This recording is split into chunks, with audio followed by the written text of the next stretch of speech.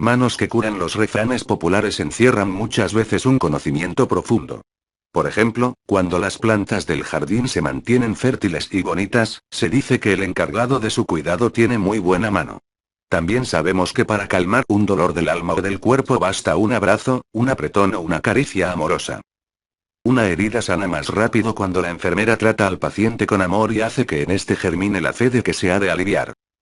Desde la antigüedad se sabe de la imposición de las manos como una práctica sanadora, explicable hoy día por el aura o campo de energía que se desprende de las palmas, a manera de haces de luz invisible, y cuyo efecto fue utilizado por Mesmer en el siglo XIX para la sanación de sus pacientes, pero que confundió con un fluido similar al de los campos magnéticos de los imanes, razón por la cual llamó pase magnético a la acción de pasar las palmas de las manos cerca del cuerpo del paciente. Hoy se puede asumir que las manos actúan como antenas para orientar, hacia una región específica del cuerpo del paciente, la energía universal circundante, la energía del operador o la misma energía del sujeto, para armonizar las vibraciones emitidas por el órgano enfermo.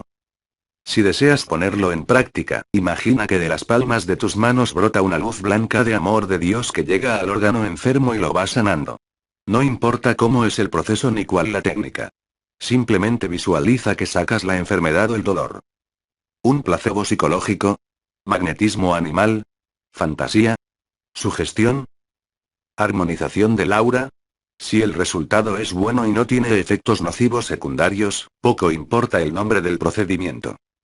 Dos antecedentes históricos. Aunque el nombre hipnosis es reciente, el fenómeno como tal existe desde épocas muy remotas, desde cuando el hombre se congregó y comenzó a sentir cierta fascinación por lo misterioso y lo ritual. Por desconocimiento de la telepatía, la psicoquinesis y los procesos bioquímicos y psicosomáticos, creyó que ciertas sanaciones eran debidas a poderes mágicos o sobrenaturales de chamanes, hechiceros o curanderos que, mediante brebajes alucinógenos o elaborados ritos, algunos caracterizados por danzas con toques de tambor o cantos monótonos, entran en un trance o estado convulsivo que los pone en comunicación con los dioses o espíritus de sus ancestros, para solicitar la intervención a favor del paciente o en contra del enemigo. Hoy podemos afirmar que la fe que el paciente tenga en su médico o sanador es parte importante en el proceso de sanación, y algunas veces hasta suficiente. El mismo Jesús dijo muchas veces: "Tu fe te ha sanado, vete y no lo cuentes a nadie". También tiene efecto el poder de la sugestión individual o colectiva, la cual potencializa los propios recursos terapéuticos del organismo. Aunque desde la antigüedad Hipócrates y Galeno habían fijado algunas bases de la medicina moderna, y habían supuesto que la enfermedad podía explicarse físicamente, en la Edad Media se llegó a considerar la enfermedad mental como un castigo divino, consecuencia de una vida pecadora o el resultado de una acción demoníaca. Se tomaban también como castigo fenómenos naturales como inundaciones, sequías y huracanes. Se pensaba más bien en protegerse de la enfermedad, que en buscar su verdadera causa y medios de curación. Se tiene, entonces, el ambiente propicio para que la Iglesia Católica permita las cruzadas para exterminar a los moros y establezca la Inquisición para juzgar a los herejes, torturar y quemar vivos a los poseídos del demonio. Se vuelve práctica común el exorcismo para expulsar malos espíritus, y en algunas poblaciones costeras se libran de los enfermos mentales embarcándolos hacia asilos en otros lugares, originando lo que tristemente se llamó las naves de los locos. A fines de la Edad Media, cuando la lepra desapareció de Europa y la Iglesia llegó a permitir la esclavitud, porque se consideraba que los negros no tenían alma, los pobres, los vagabundos, los presidiarios y los enfermos mentales comienzan a ser rechazados por la sociedad. Evidentemente, ni las monarquías ni la burguesía de la época tenían la menor intención de aliviarlos. Por ejemplo, en tiempos de Enrique IV, París contaba con unos 30.000 mendigos sobre un total de 100.000 habitantes. En 1657 el Hospital General de París tenía un censo de 6.000 internados, a muchos de los cuales se llegó a tratar con medidas represivas en vez de terapéuticas. El rey confirió a sus directores poder absoluto para dotar al hospital de cepos, argollas, cadenas y mazmorras como si se tratase de un campo de concentración. Es por ello que llegan a estar recluidos juntos el desempleado, el mendigo, el epiléptico, el hijo descarriado y el padre que no supo administrar sus bienes. Simultáneamente evoluciona la ciencia. Los filósofos meditan acerca de la esencia del ser. Leibniz, un filósofo y matemático alemán 1646-1716 que descubrió el cálculo infinitesimal al mismo tiempo que Newton, y construyó una máquina de multiplicar, opina que todos los seres están constituidos por sustancias simples entre las cuales existe una armonía universal, en la cual Dios es el punto central. Estima que la acción de cualquier persona en él es magnéticas. También creía que ese fluido cósmico podía almacenarse en objetos inanimados, como los imanes, y se podía transferir a los pacientes para armonizar las energías de su cuerpo, para curarles de la enfermedad. Esto tiene relación con lo que hoy se llama medicina bioenergética. Su primera curación notable, así haya sido por su gestión, la realizó en 1773 en una joven de 29 años aquejada de convulsiones, aplicando durante uno de sus ataques un imán en el estómago y otros dos sobre cada muslo. Los síntomas consistían en un aflujo de sangre hacia la cabeza y un dolor tremendo en los oídos y la cabeza. Este estado era seguido por delirio, furor, vómito y desvanecimiento. El hecho fue ampliamente difundido, lo cual hizo crecer su reputación, y también el número de envidiosos. Meditando mucho sobre la influencia magnética de los órganos vivientes, que en lo sucesivo llamará magnetismo animal, decide abandonar el empleo de los imanes, por considerarlos superfluos, aunque algo eficaces, y dedicarse a la imposición y pases con las manos para canalizar hacia el paciente su propio fluido, según un método que va perfeccionando paulatinamente. Comenzó a considerarse él mismo como un imán a través del cual podía conducirse el fluido cósmico como una fuerza vital que luego era transmitida a otros a manera de fuerza curativa que restablecía el propio fluido del enfermo. Lo que al comienzo fue una atención individual, pronto se tornó en un trabajo por grupos. Construyó un dispositivo que constaba de un cubo o cubeta llena de agua hasta una altura de 30 centímetros, aproximadamente, y en la que había una cierta cantidad de botellas con agua magnetizada. En la tapa de la cubeta se insertaban unas varillas de hierro o unas cuerdas que los pacientes podían agarrar o aplicar en el lugar afectado por la enfermedad. Para ayudarle en la labor, Mesmer empleaba a algunos jóvenes apuestos y bien parecidos, los cuales, con un silencio reverencial, agrupaban a los enfermos en torno a la cubeta y, después de haber dispuesto la cuerda, les invitaban a formar una cadena magnética tomándose de las manos. Cuando todo estaba en su sitio, un músico comenzaba a tocar un piano o una armónica en la habitación contigua para romper el profundo silencio, mientras Mesmer, vestido con una túnica de seda violeta y portando una larga varita de hierro con la punta de la cual iba tocando a los enfermos, se paseaba ceremoniosamente alrededor. Miraba fijamente a alguno que otro paciente para magnetizarle, o ponía sus manos sobre sus costados o su vientre. Según el compositor musical Richard Wagner, el violeta es el color del vacío del alma y de los anhelos espirituales. Con tal escenario y atmósfera de suspenso, algunas personas en los pacientes de la cuba de Mesmer, un recipiente que contenía elementos tales como agua, vidrio en polvo y limaduras de hierro, estaban convencidos que el fluido o magnetismo animal del cual hablaba su inventor circulaba a través de todos los que se ponían en contacto con su contenido. En cada tanda se atendían a la vez hasta 30 enfermos. Enfermas reían, lloraban, hablaban cosas extrañas o se caían al suelo, dominadas por un trance de fuertes convulsiones. En su casa de Viena, convertida en clínica, hace recobrar la vista a la señorita Paradis, una joven de 17 años, hija de un secretario particular del emperador, a quien un ruido súbito en la puerta de su habitación dejó ciega desde que tenía 4 años. Cuando la joven estuvo curada, sus padres fueron a buscarla, pero ella no quiso marcharse. Su madre la abofeteó y Mesmer se interpuso. El padre sacó la espada y Mesmer hizo lo mismo para obligarlo a marcharse. La madre sufre por esto un síncope, y la hija vuelve a quedar nuevamente ciega por el choque emocional que ha sufrido, quedándose así en casa de su protector. Este escándalo lo aprovechan los enemigos de Mesmer para atacarlo. Los médicos se muestran hostiles con este colega que se aparta de las enseñanzas de la facultad. Las autoridades religiosas se alarman. Dejando a su mujer al cuidado de la clínica, cerrada 6 meses más tarde, Mesmer se marcha a París y se instala allí en un barrio opulento. Abre clínicas e instala cubetas de magnetización. En la cumbre de su popularidad, viendo la gran cantidad de personas que le solicitaban consulta, resolvió magnetizar un árbol que estaba en el extremo de la calle de Bondy en París. Millares de enfermos se ataban a él con cuerdas o lo tocaban con la esperanza de sanar. Para llegar a los médicos mal informados, decide publicar en 1779 su doctrina, en forma de 27 proposiciones, en las que declara con la mayor precisión que él puede curar inmediatamente las enfermedades nerviosas, y las demás también, con un tratamiento más prolongado. En el fondo son un comentario de algo expresado antes por Paracelso, alquimista y médico suizo nacido en 1493 y muerto en 1541, uno de los fundadores de la medicina experimental. Las curaciones que logra se deben a un fluido universalmente difundido y que depende de la influencia mutua que ejercen entre sí los astros, la tierra y los cuerpos animados.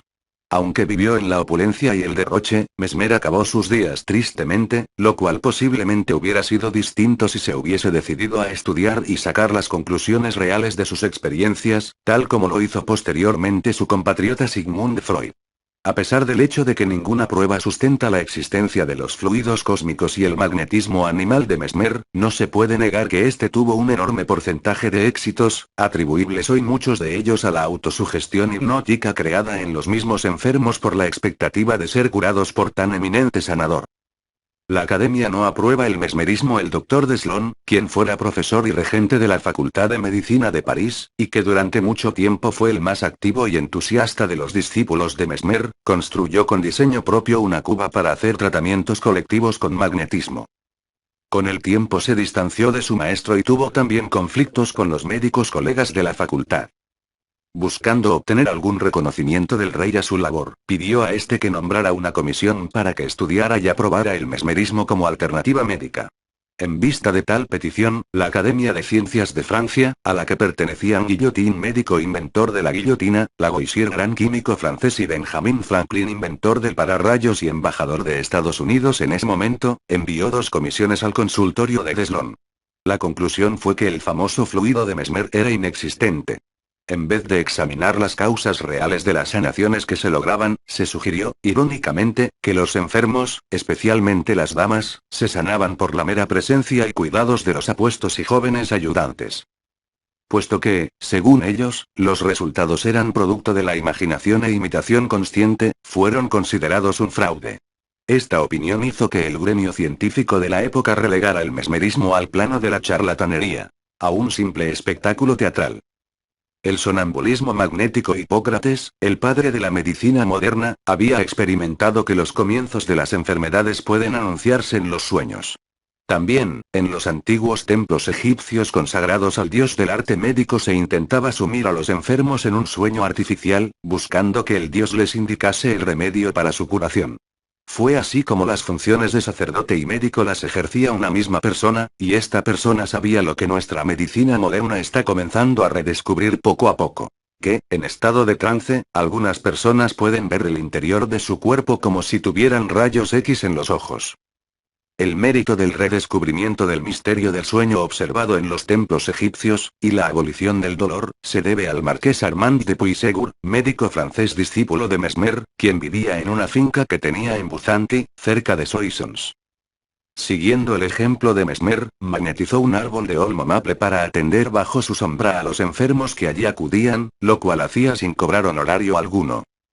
Su clientela pronto creció, y el 4 de mayo de 1784 uno de los pacientes manifestó la existencia de un nivel de consciencia superior al del estado de vigilia cuando se está despierto normalmente. Victor Rase, un enfermo al que Puysegur trataba de un dolor en el pecho, se dormía profundamente cuando le era aplicado el tratamiento, cosa que el médico tomó al principio como una pérdida del conocimiento. Esperando que el paciente reposara, lo dejó dormir tranquilamente, pero se asombró en gran manera al comprobar que, a pesar de su sueño, era capaz de responder a las preguntas que se le hacían. Incluso se movía y hablaba con una locuacidad que no mostraba cuando se hallaba despierto, hasta llegar al punto de analizar su propia enfermedad con una asombrosa lucidez. A la pregunta, dime, Rase, ¿sabes tú en realidad qué enfermedad tienes? Respondió, espere un momento. Lo estoy viendo. El estómago está muy inflamado. Acto seguido, el sencillo campesino describió su enfermedad con todo detalle, lo cual motivó a Puysegur a preguntar si no podría indicar también un remedio adecuado, a lo que éste contestó positivamente. Al despertar manifestó no recordar nada, pero se curó de la enfermedad cuando el médico le aplicó el tratamiento sugerido en el trance.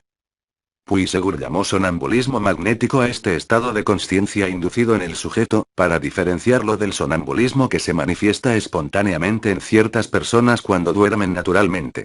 Es también digno de mencionar que Víctor podía leer por telepatía los pensamientos de otros y adivinar las órdenes que le iban a dar. Este suceso indujo al marqués de Puisegur a poner a Víctor Rase en contacto con otros enfermos, para tratar de comprobar si éste, una vez sumido en el sueño de sonambulismo magnético, era también capaz de diagnosticar las enfermedades de otras personas. El resultado fue positivo, y otros médicos, entre ellos el francés Liebeul, prosiguieron los trabajos de Puisegur con sonámbulos como auxiliares diagnosticadores. El poder de la imaginación. En 1813, durante presentaciones públicas, el abate Farría dormía a los sujetos voluntarios de la siguiente manera: los miraba con fijeza, los hacía sentar y les decía que cierren sus ojos. Luego, con voz imperiosa agregaba: dormíos. Y muchos caían así en un trance hipnótico. Aunque el abate Farría lo hacía por simple espectáculo, había comprendido que el sonambulismo tenía su origen en la imaginación del sujeto. Después de su muerte se dedujo una ley psicológica muy importante: toda idea sólidamente implantada en el espíritu de la persona tiende a transformarse en acto. Esta doctrina se llamó animismo porque atribuía el origen de los fenómenos a la imaginación, la cual se suponía estaba en el ánima-alma, espíritu. La doctrina de Mesmer se basaba en el fluidismo. La hipnosis sin mesmerismo. James Bright 1795-1860, un cirujano escocés que asistió en Manchester a unas demostraciones de magnetismo que hizo el suizo Lafontaine en noviembre de 1841, admitió que se encontraba ante un fenómeno auténtico, y decidió buscar su causa psicológica. Realizó algunas experiencias adormeciendo a su ayudante, a su propia esposa y a un criado. El ayudante entró en trance a los 3 minutos por medio de la contemplación del cuello de una botella. La esposa lo logró al mirar fijamente la tapa de una azucarera durante unos 2,5 minutos, y el criado se durmió cuando se le pidió que vigilase atentamente una preparación farmacéutica. Aunque al criado no se le informó que se trataba de un experimento de magnetismo animal, también entró en trance sonambúlico.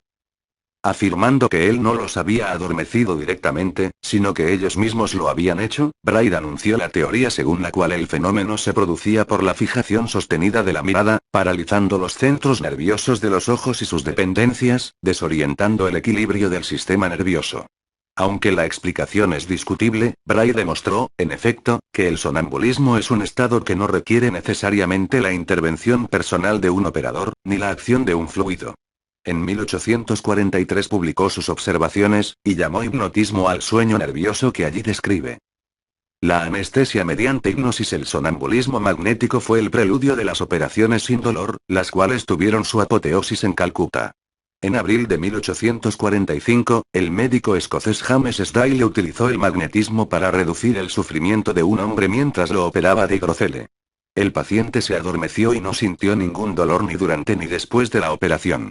El hecho se hizo público y muy pronto tuvo una numerosa clientela, efectuando allí más de 2.000 operaciones sin anestesia.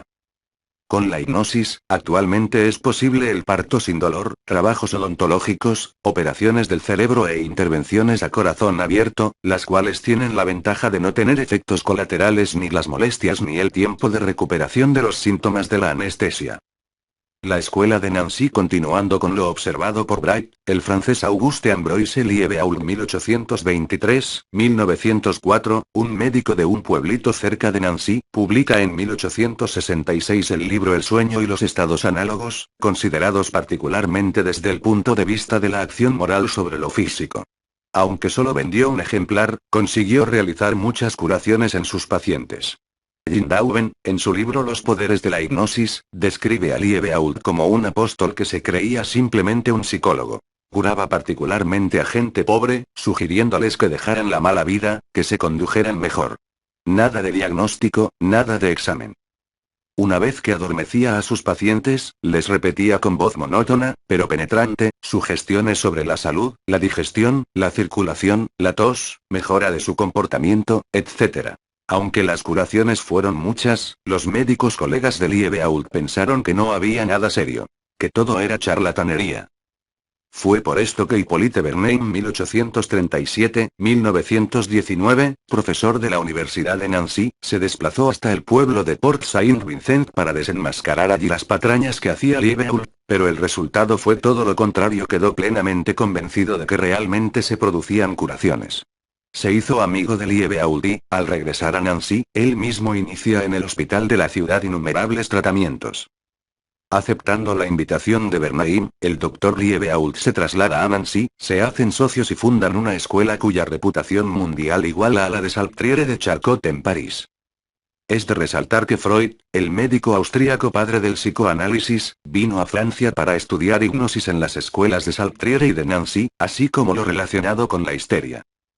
La escuela de Salpêtrière, motivado por las demostraciones que hacía el belga Donato en los teatros, Jean-Martin Charcot 1825-1893, un neurólogo que daba clases en París, experimentó con personas histéricas en su escuela de Salpêtrière.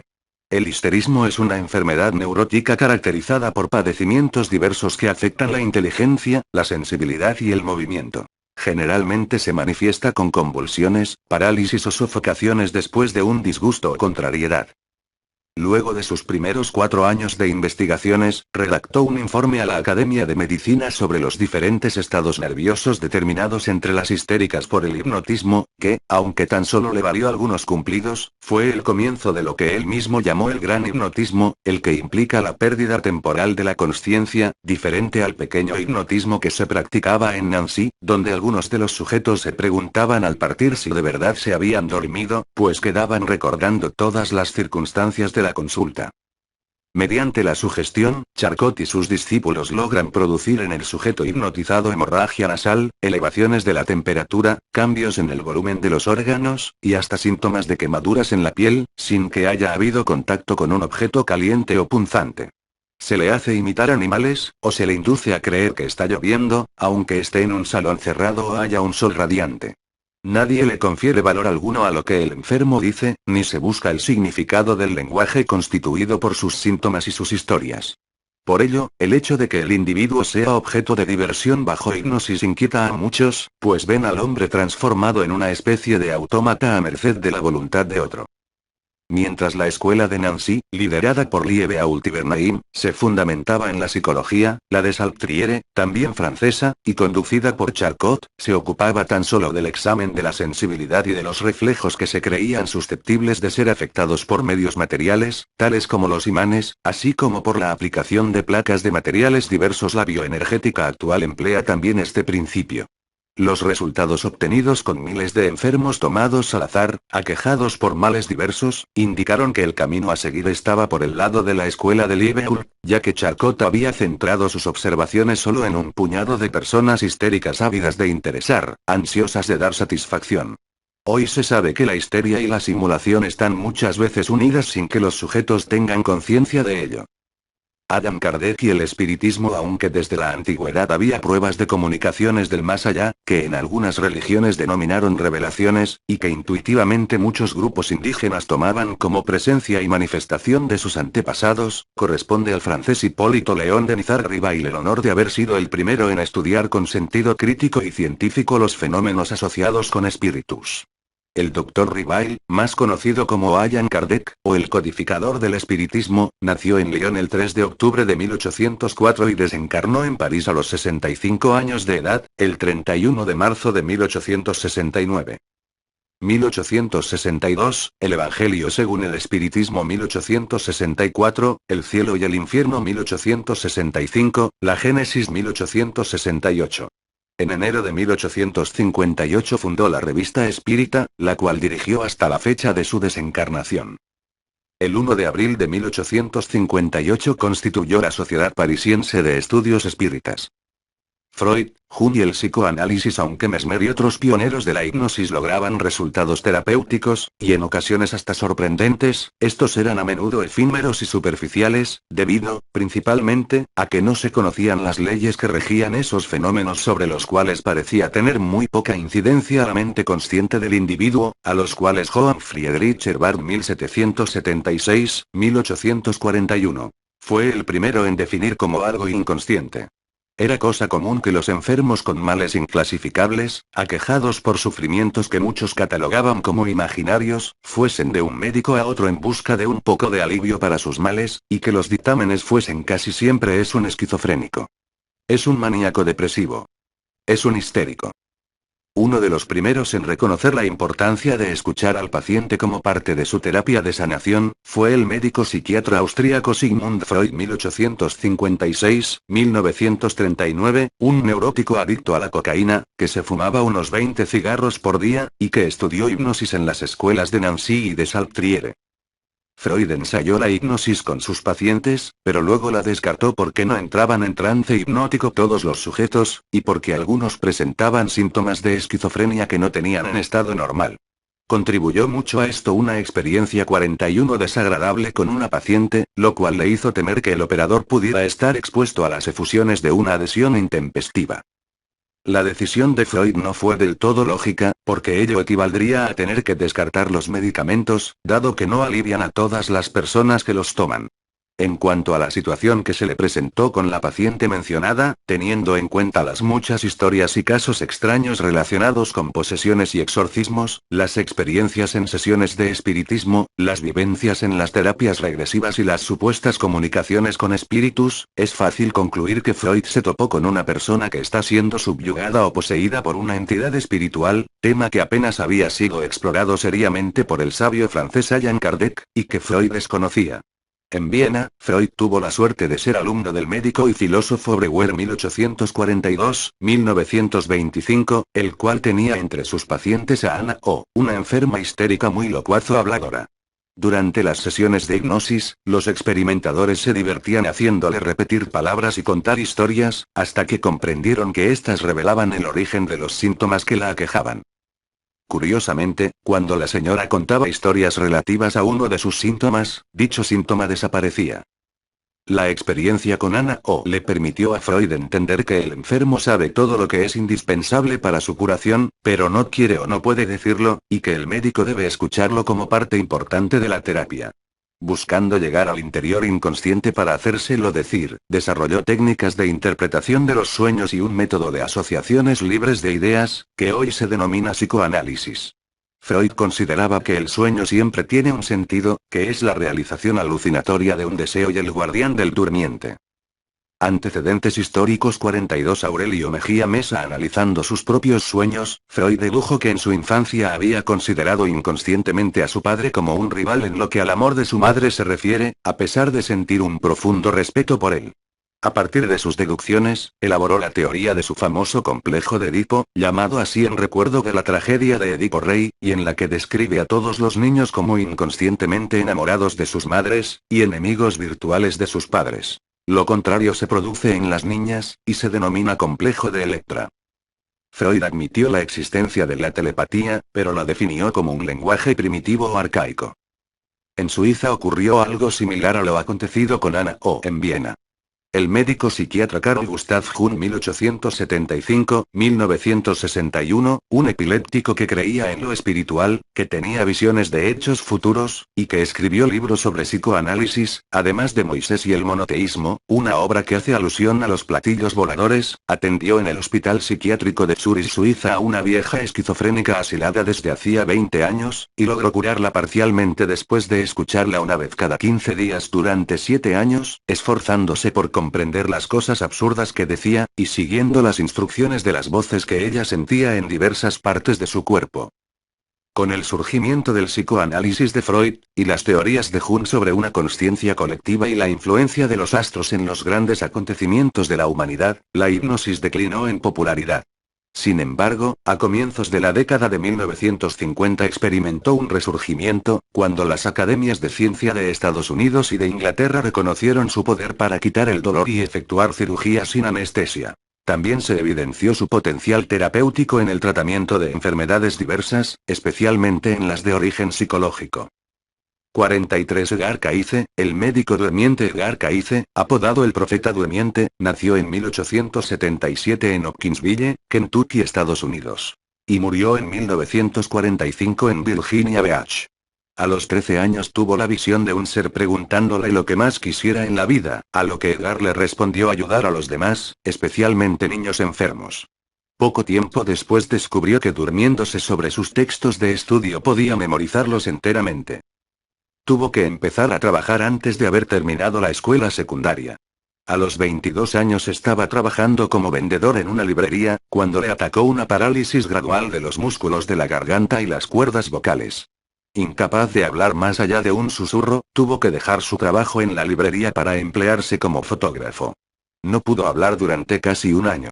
Después de que médicos y especialistas no lograron curarle, una noche empezó a poner en práctica en sí mismo el poder de la sugestión, tratando de convencerse de que mejoraría a la mañana siguiente, cosa que resultó. Luego se dio la orden: mañana te levantarás pudiendo hablar ya. Y habló. Sumido en sueño autohipnótico, podía establecer detallados diagnósticos de enfermedades sin otra ayuda que el nombre del enfermo y el lugar donde éste se hallaba. El resultado era igual aunque el paciente se encontrase en otra ciudad. Indicó métodos curativos y medicaciones que correspondían a los conocimientos más modernos en las especialidades. Su caso fue dado a conocer por el médico Wesley Ketchum a la American Society of Clinical Research, una institución médica de Boston considerada una de las más prestigiosas de América. El Dr. Wesley había utilizado más de 100 casos para poner a prueba a Caice en un lapso de unos 4 años. Antecedentes históricos. 44 Aurelio Mejía Mesa Caice dijo en una ocasión: ¿usted pregunta qué es lo que ocurre? Pues es muy sencillo, las almas de las personas establecen comunicación entre ellas. Raoul de Fleuriere, otro vidente, opinaba lo siguiente sobre lo mismo: al trasladar mi personalidad al interior de la persona que consulta, me encuentro en situación de sentir los dolores que ella experimenta. Es algo así como si estuviera en capacidad de ser al mismo tiempo yo y otra persona completamente distinta. Desde 1901, cuando tenía 24 años de edad, hasta 1945, fecha en que murió, hizo más de 16.000 lecturas o disertaciones relacionadas con meditación, metafísica, interpretaciones de la Biblia, predicciones de cosas futuras y localización de la Atlántida, un continente que se supone existió en el Océano Atlántico. 14.726 lecturas fueron grabadas con su voz o mecanografiadas, y se conservan en los archivos de la Society for Research and Enlightenment. Una comisión de médicos que analizó estos casos con espíritu crítico, llegó a la conclusión de que Caice había establecido un diagnóstico acertado en el 90% de los casos. Perdió sus extraordinarios dones psíquicos al pretender explotarlos para hacer fortuna.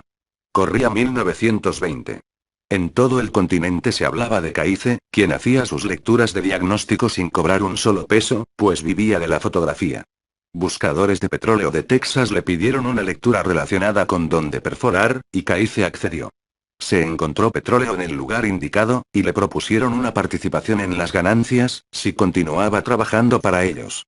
Lo hizo, y se empezó a equivocar, hasta perder su facultad y quedar en la ruina económica.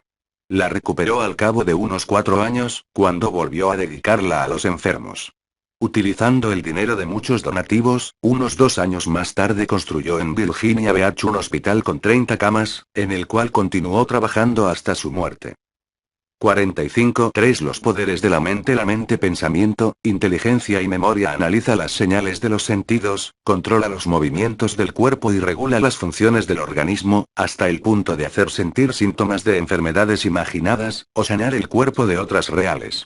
Por ejemplo, por simple sugestión hipnótica, la mente puede hacer que la persona sienta frío o calor, producir ampollas o rayaduras en la piel sin haber tocado un objeto caliente o punzante, aliviar asmas, impotencia, dolores, fobias, neurosis, ansiedad, depresión, anorexia negativa a comer debido a causas psíquicas, insensibilizar partes del cuerpo para permitir operaciones quirúrgicas sin anestesia, y hasta controlar el sistema nervioso simpático para cerrar los vasos sanguíneos y detener la sangre que emana de una herida. Así como el agua que se escapa de un tubo roto o de una cañería defectuosa se desplaza por el camino de menor resistencia, y se manifiesta a modo de humedad en sótanos y paredes, a veces alejadas del origen del líquido, así también los miedos y los resentimientos se manifiestan en otras partes del cuerpo o de una manera distinta. Por ejemplo, si a un niño se le castiga injustamente con frecuencia, este puede somatizar el miedo o el resentimiento a manera de mareos o pérdida momentánea del conocimiento, para convertirse en víctima y tratar de evitar así los castigos. Si sus padres se insultan y amenazan con la separación, puede enfermar o aislarse para llamar la atención y mantenerlos unidos. 46 Aurelio Mejía Mesa. En cuanto al odio, este puede causar artritis, cáncer y problemas del colon. También hemos visto casos de ataques de epilepsia causados más por desarmonización psíquica, debido a resentimientos, traumas sexuales y sentimientos de culpa, que por desórdenes fisiológicos. En todos estos casos la terapia regresiva es una herramienta muy útil para psicólogos y psiquiatras, ya que permite acceder en muy pocas sesiones, usualmente 1 de 3 horas, a las causas de los trastornos a los que los métodos terapéuticos de la medicina tradicional no responden. Así como un médico puede recetar placebos, píldoras sin valor terapéutico alguno para que un enfermo sane por sugestión, el hipnoterapeuta puede canalizar la ensoñación del paciente en la hipnosis para ayudarle a crear una fantasía acorde con lo que se desea sanar, para lograr fácilmente una catarsis, liberación de sentimientos de culpa o de rencor o la elaboración de un duelo. Aceptación de la muerte de un ser amado. En el caso de experiencias místicas, por ejemplo, como encuentros espirituales con parientes que han fallecido, sean reales o no, el paciente experimenta intensamente el gran poder que poseen, y su vida puede cambiar notoriamente. Para comprobar el poder de la sugestión, los pensamientos y la imaginación, pide a un voluntario que cierre sus ojos y una con fuerza los dedos índice y pulgar de una mano, de modo que formen un anillo como el de la figura. A continuación haces el intento de separárselos, y observas cuánta fuerza necesitas para ello. Ahora le sugieres al paciente que piense en algo positivo de su vida, en alguna ocasión en que se haya sentido muy bien, y repites el procedimiento. Notarás que sus dedos se cierran ahora con más fuerza. A continuación le pides que visualice algo traumático, que lo haya angustiado, e intenta separar los dedos. Se podrá apreciar un efecto contrario, se puede hacer más fácil que antes, lo cual indica que los pensamientos negativos afectan de alguna manera el sistema nervioso motor, y pueden, incluso, afectar las defensas del organismo y hacerlo vulnerable a enfermedades psíquicas, físicas o psicosomáticas. El experimento anterior también se puede hacer para apreciar cómo el campo energético del cuerpo percibe extrasensorialmente las sustancias nocivas y las sustancias benéficas para la salud. Si al mismo paciente del caso anterior se le hace sentar en una silla, se le pide que cierre los ojos y trate de mantener su mente en blanco, y le arrimas algo nocivo a no más de unos 10 centímetros de su cuerpo, tal como poner junto a sus pies una cajetilla con cigarrillos, notarás que se hace fácil abrir el anillo formado por los dedos. El caso contrario se produce con miel de abejas, por ejemplo. Ensaya con cosas y medicamentos diversos. Otros dones. Además de la sugestión, la mente también puede manejar la telepatía, transmisión del pensamiento a distancias inmensurables, lo que ha dado origen a expresiones como "qué casualidad". Estábamos hablando de ti, hablando del rey de Roma, y el que asoma, la psicoquinesia, capacidad para mover objetos sin tocarlos, la clarividencia, donde percibir hechos que acontecieron o van a suceder, la levitación, capacidad para suspender el cuerpo o un objeto cualquiera en el aire, por medio de lo que suponemos es una energía psíquica. El 30 de marzo de 1997, Los poderes de la mente. 48 Aurelio Mejía Mesa. Vimos por TVE de la Radio-Televisión Española a un niño de unos 11 años que, estando de pie y cerrando sus ojos, pudo elevar su cuerpo hasta 1 metro de altura, cosa que, según leyendas, Santa Teresa de Jesús también hacía cuando estaba en oración. Además de flotar en el aire, la energía psíquica, no se nos ocurre otro nombre, también permite caminar sobre el agua, como lo hizo Jesús hace 2000 años. La cadena de televisión CNN mostró en 1996 a un japonés caminando en el mar de un islote a otro, a unos 100 metros de distancia. Se veía que sus pies se hundían ligeramente en el agua, como si ésta fuese gelatina. También hay quienes creen en los viajes astrales, ir en espíritu a otro lugar mientras el cuerpo duerme, y ha sido un hecho probado que, bajo hipnosis, ciertos sujetos pueden activar una especie de visión interior para ver los órganos del cuerpo y hasta diagnosticar enfermedades en otras personas. ¿Realidad? ¿Fantasía? ¿Otra dimensión desconocida? Solo Dios lo sabe. Videntes, adivinación y clarividencia para su propio bien, el hombre debe ignorar lo por venir, ya que intentaría impedir la realización de su destino, o viviría irresponsablemente el presente, pues estando convencido que las cosas han de suceder, no tendría motivación para cambiar. Las evidencias, sin embargo, han demostrado que, en casos raros y excepcionales, Dios permite al hombre la revelación de acontecimientos futuros, posiblemente para facilitar el cumplimiento de alguna cosa. Desde épocas muy remotas, los brujos, hechiceros y adivinos han creído encontrar señales de lo porvenir en el vuelo de las aves, en las cenizas, en los intestinos de animales, etc., y han creado todo 49 tipos de agüeros y presagios, los cuales han servido de inspiración para profecías y escritos apocalípticos. Aunque son muchos los que se han aprovechado de esto para abusar de la ignorancia y de la credibilidad de los demás, es innegable que han existido y existen personas videntes que tienen el don de la clarividencia para presentir cosas que habrán de suceder, o que pueden percibir y adivinar cosas del pasado de otras. El vidente nunca percibe con plena certeza lo pasado o lo futuro, sino que siente una rara sensación, intuición, premonición de algo, tal como un terremoto, un accidente, un matrimonio o la muerte de un familiar. Cuando tiene tal sensación, es porque puede armonizar su propia energía con la energía de la otra persona, al punto de sintonizar las vivencias como si las leyera telepáticamente en sus registros. El tabaco, el tarot, el péndulo y la radiestesia, por ejemplo, son medios para canalizar dicha energía. El don de la videncia no se debe emplear para conseguir fortuna. Se debe usar para ayudar y orientar al paciente, y no para despertarle rencores o sentimientos de culpa por hechos del pasado, ni para generarle temores infundados por un futuro que no ha llegado. Por lo anterior, y porque el vidente se puede sentir culpable de los hechos que no puede evitar, es un don difícil de manejar. Si alguien está convencido que eres vidente, puede creer ciegamente en tus palabras, y dado que tus pronósticos nunca tienen la certeza del 100%, nunca afirmes que han de suceder tales o cuales cosas. Puedes decir que existe la posibilidad de que sucedan, ya que el destino es algo que cada uno va forjando y modificando en el presente. Por ejemplo, no digas a nadie que enfermará o morirá muy pronto. Encuentra una manera sutil de sugerirle que perdone a los que le han ofendido. Que corrija el rumbo de su vida. Que trate de entender que todo sucede como parte natural del proceso de la vida.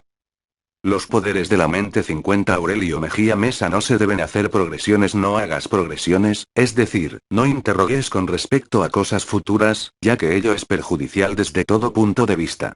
Si se presenta la comunicación con un espíritu burlón y dice, por ejemplo, que el paciente va a morir dentro de un año, lo más probable es que, a partir de ahora, su vida será traumática. Si te dice que vas a ganar la lotería dentro de 6 meses, y tú lo crees, es posible que comiences a conseguir dinero prestado con la promesa de pagar cuando ganes la lotería. Evidentemente, más de uno pensará que estás loco, y como tal te tratarán.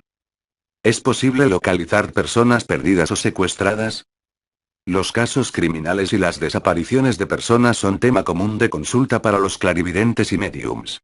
Exceptuando unos pocos casos comprobados de personas con poderes psicológicos paranormales para percibir cosas más allá de sus 5 sentidos, podemos decir que en la gran mayoría de los casos no se obtienen los resultados esperados.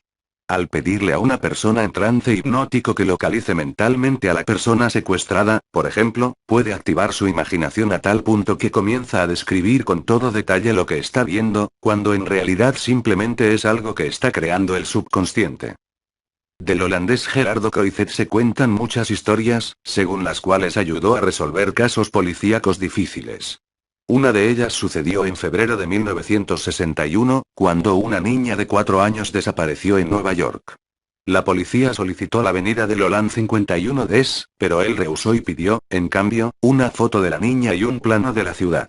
Por teléfono, les reveló que la niña estaba muerta, y describió con toda precisión el lugar en donde fue vista con vida por última vez, así como al asesino. Con estas bases, la policía encontró el cuerpo torturado de la niña y también al asesino, el cual correspondía exactamente al retrato entregado por el medium vidente. Otro caso sucedió en abril de 1963, cuando un joven desapareció en La Haya. Consultado Croizet nuevamente por teléfono, dice que ha muerto ahogado, que se encuentra cerca de un puente y que será encontrado el martes siguiente, cosa que realmente sucedió. Si alguien está muy afligido por la desaparición de un ser querido, no es conveniente crearle expectativas de que con la hipnosis, las cartas o adivinos puede localizarlo. Aunque la telepatía y la clarividencia son dones comprobados, no todos los que dicen poseerlos son personas de fiar. Algunos son farsantes en busca de incautos. Lo más conveniente es explicarle que nada de lo que sucede es casual. Todo tiene una razón de ser para el proceso evolutivo de cada uno. Mucho de lo que hoy experimentamos es consecuencia de nuestro comportamiento en vidas pasadas.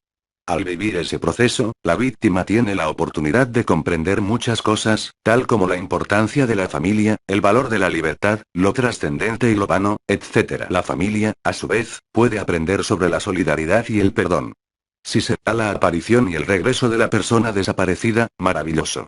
Si no, debemos aceptar los hechos con resignación cristiana, como una prueba más en el camino de todos. Suponiendo que la persona tiene una hermana secuestrada, se le puede hipnotizar y sugerir algo como lo siguiente: visualiza la energía de ella. Llénala de amor, de perdón, de paz. Dile que la amas infinitamente y sin apegos. Serás capaz de ser feliz sin los poderes de la mente. 52 Aurelio Mejía Mesa. Contacto físico, porque tu contacto con ella es espiritual y es eterno. La amas independientemente de que su ser tenga o no tenga vida material. Envíale mucha energía de tu amor.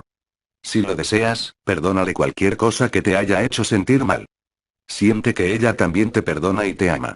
Los pensamientos sugeridos deben ser de tranquilidad, de amor hacia la otra persona, pues ella los percibirá en su espíritu o subconsciente. No reniegues de tu suerte. Quejarse y condenar a todo y a todos no soluciona nada. Asume el dolor y la adversidad como una prueba y no como un castigo.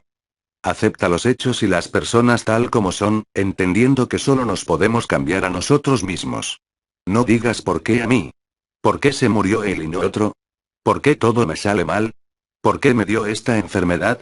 ¿Por qué dejaste que me violaran? ¿Por qué fulana es así? ¿Por qué quieren más a mi hermana? ¿Por qué nací? Esta manera de hablar manifiesta un reclamo a Dios, una exigencia de explicación, un cierto rencor, una manera de manifestar te quiero solo cuando las cosas suceden como yo deseo, y nos olvidamos que Jesús, un ser que siempre habló de amor y perdón, fue acusado y hecho prisionero injustamente. Escogió 12 apóstoles, y todos lo abandonaron. Uno lo traicionó, otro lo negó, y el resto no lo ayudó a cargar la cruz. Pidió agua y le dimos vinagre, y aún así, con todo ese dolor en el cuerpo y en el alma, tuvo el amor de decir: Padre, perdónalos, porque no saben lo que hacen. En reemplazo del por qué, te aconsejamos usar la expresión ¿para qué?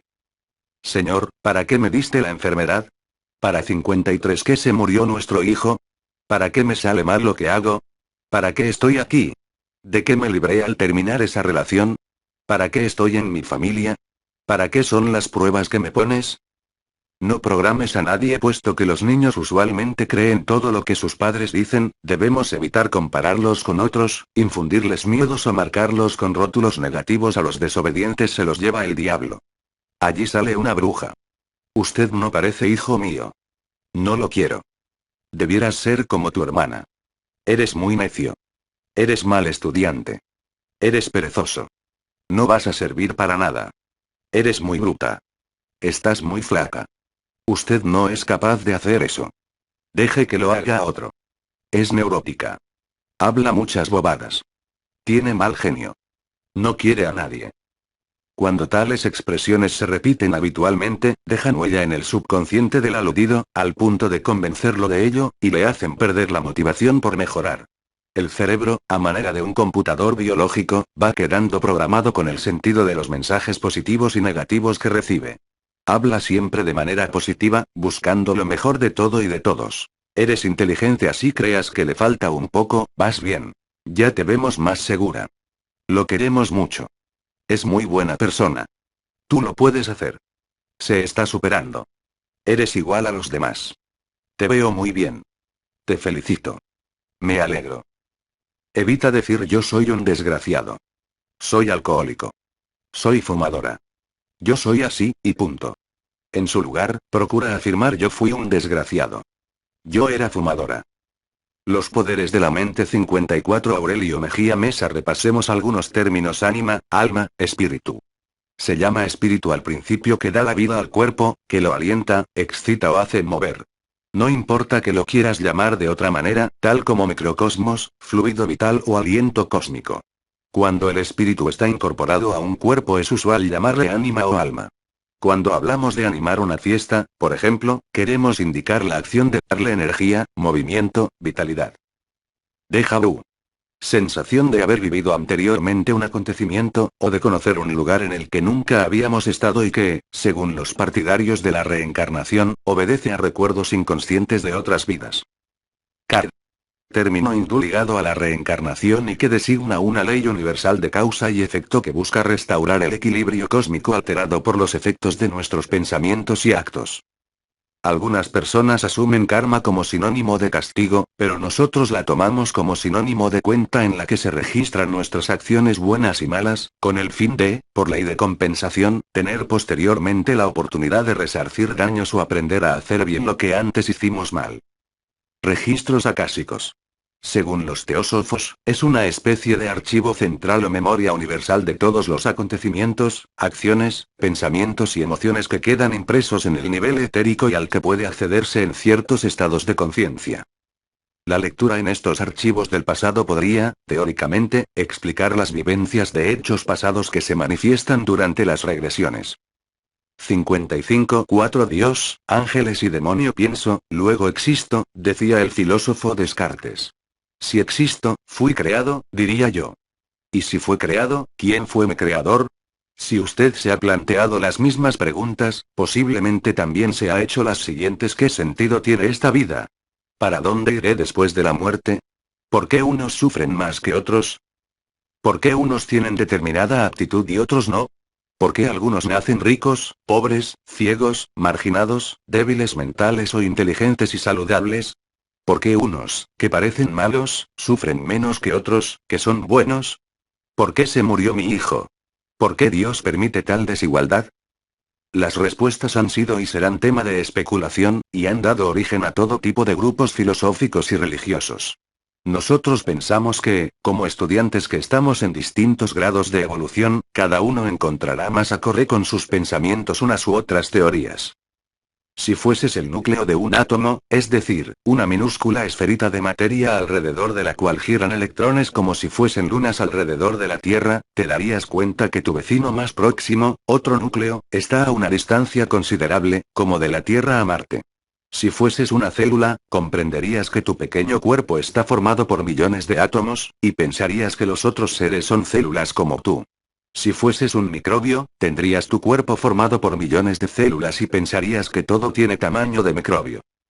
56 Aurelio Mejía Mesa. Como ser humano, sabes que tu cuerpo está formado por trillones de átomos, células, bacterias y microbios, y no alcanzas a imaginar siquiera que puedes formar parte de otro cuerpo vivo mucho más gigante, como un cosmos. Aunque seamos expertos en cuestiones marinas, por ejemplo, a un pez sería imposible explicarle cómo es el océano, o qué forma o qué tamaño tiene, a pesar de que éste pasa toda su vida inmerso en él. Ahora comprendes cuán difícil es tener una idea acerca de cuál es la causa primera de todo cuanto existe.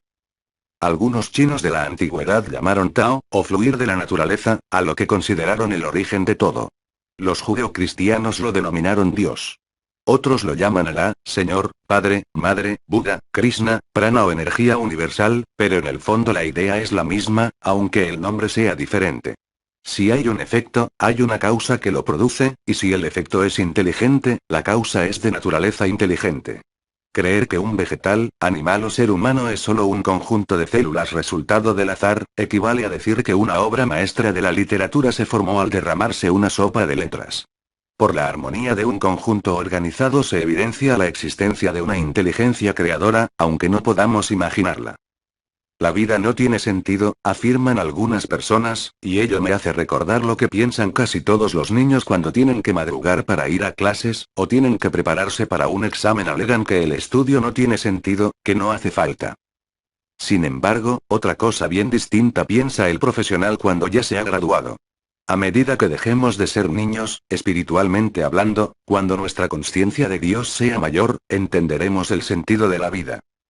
La mayoría de las personas se interesan más por sus negocios, placeres y problemas particulares, que por cuestiones como 57 la existencia de Dios y la inmortalidad del alma.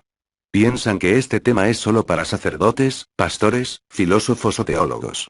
Cuando todo va bien en sus vidas, y se acuerdan de Dios, es apenas para repetir mecánicamente una oración que saben de memoria, o para ir por hábito a un templo, como si tales actitudes fuesen simples obligaciones que tienen que cumplir de alguna manera. Toman la religión como una mera formalidad social y cultural que se debe tener, y nada más. Por lo general, no tienen una firme convicción en aquello que profesan, y cargan serias dudas acerca de la continuidad de la vida después de la muerte. Sin embargo, cuando son sorprendidas por un gran problema, tal como la pérdida de un ser querido, una dolencia incurable o una caída financiera desastrosa, no encuentran en sí mismas la fe necesaria para enfrentar el dolor con coraje y resignación. Algunos dicen no creer en Dios porque no lo han visto, pero creen en la existencia de cosas invisibles, como el aire, la electricidad, las ondas de radio y los campos magnéticos. Olvidan que en muchos casos basta con ver los efectos para deducir la causa que los produce. Por ejemplo, cuando una paloma va volando, y de pronto se le desprenden plumas y cae inerte, se puede afirmar que alguien le disparó, aunque no hayamos visto al cazador. Al mirar un objeto y la sombra que proyecta, podemos deducir la dirección en que está el foco de luz. Si observamos carbones, palos chamuscados y cenizas, deducimos que ello fue causado por el fuego, aunque no hayamos visto las llamas. Si son atraídos objetos de hierro hacia un lugar, se puede concluir que allí hay un imán. Cuando se mueven las hojas de los árboles y se levanta el polvo del camino, no se ve el aire sino el efecto del movimiento del aire. Cuando se llega a un sitio desierto cualquiera, y se encuentra un fragmento de vaso, una piedra tallada a un ladrillo, se puede deducir que por allí pasaron seres humanos, aunque no los hayamos visto. Dios, ángeles y demonio 58 Aurelio Mejía Mesa Se duda que Dios pueda estar en todas partes al mismo tiempo, pero se acepta que las ondas de radio y televisión pasan a través de paredes y están simultáneamente en todas partes, al menos eso piensa el que no sabe de tecnología electrónica. Todo efecto ordenado procede de una causa inteligente. Al ver un mecanismo complejo, a nadie se le ocurriría pensar que su autor es un animal salvaje, un idiota o el producto de la acción espontánea del agua, elementos químicos, la temperatura y los vientos. Los piñones, la cuerda y las manecillas de un reloj requieren de un artesano que los arme en su punto exacto. La precisión del mecanismo es prueba de la inteligencia y el saber del creador.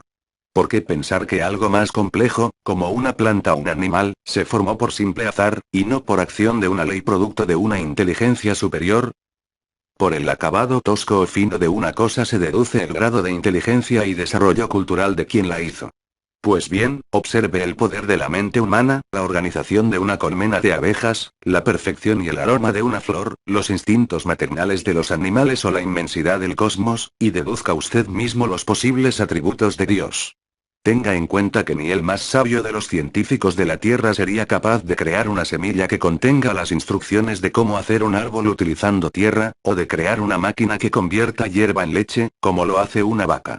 Suponiendo que la vida en nuestro planeta es obra de extraterrestres muy avanzados tecnológicamente, ¿cabría entonces preguntar ¿y cómo se originaron ellos? Creemos que Dios es la esencia de la vida, el principio de todo, el flujo de la naturaleza en la plenitud del día, en la oscuridad de la noche, en lo profundo del océano, en lo infinito del cosmos y en la inmensidad de lo minúsculo. Creemos que Dios no es vengador, no siente ira, no tiene pueblos preferidos, no tiene enemigos y 59 nos ama por igual. Si hacemos de cuenta que Dios es como el mar, es fácil entender que el mar no tiene preferencias por los corales, las algas o los peces. Simplemente todo vive allí, en un ciclo natural de vida y cambio de estado. Ramta, un guía espiritual, dice Dios es pensamiento, la verdad de todo pensamiento. Y lo maravilloso de Dios es que, de hecho, rechaza toda ley. Porque si el Padre tuviera leyes, estaría limitado. El Padre, al ser ilimitado, te permite las opciones de su verdad y pensamiento ilimitados. El Padre os ha dado a cada uno de vosotros la voluntad de aceptar y crear desde el pensamiento cualquier verdad que complemente vuestra propia individualidad. Para recibir la verdad de acuerdo con vuestros deseos y vuestra progresión única hacia la sabiduría. Y el Padre, la vida, se convertirá en cualquier verdad que generéis con el pensamiento, para que podáis experimentar y entender esa verdad, esa dimensión del pensamiento llamada Dios. La verdad es solo lo que un individuo percibe como tal. Es una opinión, una actitud o una creencia que se ha convertido en absoluta en el pensamiento creativo. Así, la opinión de cada quien sobre cualquier cosa, diferirá, a menudo, vastamente, porque cada cual ha formulado esa opinión basándose en sus experiencias únicas. Pero si la verdad de alguien es que su verdad es la única correcta, su entendimiento estará ciertamente limitado. Así como al niño se le explican las cosas con ejemplos sencillos, que pueda entender, Dios acepta que el hombre se forme de él un concepto acorde con su capacidad de entendimiento. Por ejemplo, el hombre de las cavernas adoraba el fuego porque lo calentaba en los días fríos, lo iluminaba en las noches, lo protegía de las dios, ángeles y demonios. 60 Aurelio Mejía Mesa Fieras y le permitía cocer sus alimentos. Según él, Dios tenía la forma del fuego, y al fuego le dirigía sus rogativas. El indio de las praderas adoraba el sol, la luna, la lluvia y el trueno, porque en estos fenómenos encontraba las respuestas a sus necesidades. Para defenderse y tener motivación para la guerra, otros indígenas pensaron en la existencia de dioses guerreros, así como los hebreos, cuando fueron perseguidos por los egipcios, creyeron tener el apoyo de un dios que los había elegido como pueblo preferido. Pensaron que ese dios era vengador, y que había dado poder a sus reyes para destruir a sus enemigos como ollas de barro, o cobrar ojo por ojo y diente por diente. Desde su punto de vista, esa concepción fue correcta, porque les proporcionó la fe y la esperanza de alcanzar una vida mejor. Sin embargo, desde nuestro punto de vista, consideramos que estaban equivocados. Adam Kardec, en su libro La Génesis enero de 1868, nos habla de la idea de Dios en los siguientes términos: puesto que Dios está en todas partes, ¿por qué no le vemos? ¿Le veremos al salir de la tierra? Estas son cuestiones que nos proponemos diariamente. La primera es fácil de resolver: nuestros órganos materiales tienen percepciones limitadas que los hacen impropios para la visión de ciertas cosas, aún materiales. Por esta razón ciertos fluidos se sustraen totalmente a nuestra vista y a nuestros instrumentos de análisis. Vemos los efectos de la peste y no el fluido que la transporta. Vemos cómo los cuerpos se mueven bajo la fuerza de la gravitación, y a dicha fuerza no la vemos. Las cosas de esencia espiritual no pueden ser percibidas por órganos materiales. Solo con la vista espiritual podemos ver a los espíritus y a las cosas del mundo inmaterial. Solo nuestra alma, pues, puede tener la percepción de Dios. ¿Lo ve inmediatamente después de la muerte? Por las comunicaciones con espíritus sabe 61 Mos que la visión de Dios es privilegio de las almas más purificadas, y que solo muy pocas, al dejar su envoltura material, poseen el grado de desmaterialización que para ello se necesita. Algunas comparaciones permitirán comprender esto fácilmente. El que está en el fondo de un valle rodeado de una espesa bruma, por ejemplo, no ve el sol. Sin embargo, por medio de la luz difusa, se da cuenta de la presencia de aquel. Si sube a la montaña, a medida que se eleva, la niebla se disipa y la luz se hace más viva, pero aún no ve al sol. Cuando empieza a descubrirlo está aún velado, porque el vapor más tenue basta para debilitar sus rayos. Solo después de haber superado plenamente la capa brumosa y encontrarse ya en una atmósfera completamente pura, puede ver al sol en todo su esplendor y magnificencia. Otro tanto sucede con aquel cuya cabeza está envuelta en varios velos. Al principio no ve nada absolutamente, pero a cada velo que le quitan distingue una luz cada vez más clara, y solo cuando se le quita el último ve claramente las cosas. También sucede lo mismo con un líquido cargado de sustancias extrañas y sometido a un proceso de depuración. Al principio está turbio, pero con cada destilación aumenta la transparencia, hasta que adquiere una diafanidad perfecta que no presenta ningún obstáculo a la vista. Esto mismo pasa con el alma. La envoltura periespiritual, aunque invisible e impalpable para nosotros, es para el alma una verdadera materia que se va espiritualizando a medida que el alma se eleva en moralidad. Las imperfecciones del alma son como velos que oscurecen su vista. Cada imperfección que se desprende es un velo menos. Solo después de haberse purificado completamente, goza de la plenitud de sus facultades. Siendo Dios la ciencia divina por excelencia, puede ser percibido en todo su esplendor solo por los espíritus que han llegado al Dios, ángeles y demonios. 62 Aurelio Mejía Mesa. Mayor grado de desmaterialización. Si no lo ven los imperfectos, no es porque estén más lejos de él que los otros. Al igual que todos los seres de la naturaleza, los imperfectos también están sumergidos en la energía divina, como lo están los ciegos en la luz, aunque no la vean. Las imperfecciones son velos que ocultan a Dios de la vista de los espíritus inferiores, pero cuando se haya disipado la bruma, lo verán resplandecer. Para esto no tendrán necesidad de subir ni de irle a buscar en las profundidades de lo infinito, sino que, libre ya la vida espiritual de las nubes que la oscurecen, lo verán en cualquier lugar en que se encuentren, aunque sea en la tierra, pues Dios está en todas partes. Solo andando los tiempos se purifican los espíritus. Las diferentes encarnaciones son los alambiques o filtros en cuyo fondo van quedando las impurezas. Puesto que al separarse de su envoltura corporal no se despojan instantáneamente de sus imperfecciones, los hay que después de la muerte no ven mejor a Dios que durante la vida.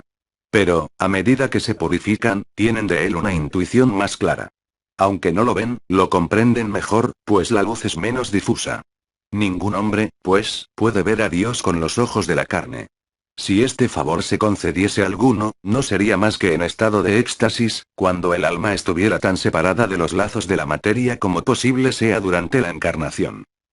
Semejante privilegio sería, por otra parte, exclusivo de almas escogidas, encarnadas por misión y no por expiación. Pero como los espíritus de orden más elevado resplandecen con brillo deslumbrador, es posible que otros menos elevados, encarnados o desencarnados, asombrados por el resplandor que rodea a aquellos, hayan creído ver en ellos el mismo Dios. ¿Bajo qué apariencia se presenta Dios a los que se han hecho dignos de semejante favor? ¿Bajo una forma determinada?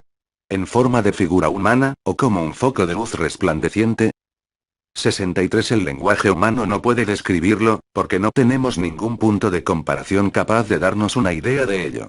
En este particular somos como ciegos, a quienes en vano se procuraría hacer comprender la brillantez del sol.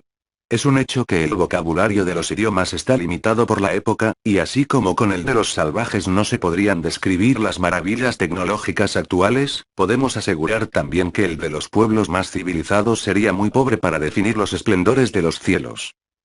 Kardec definía el cielo como un estado de goce del espíritu, como lo admitió el Papa Juan Pablo II.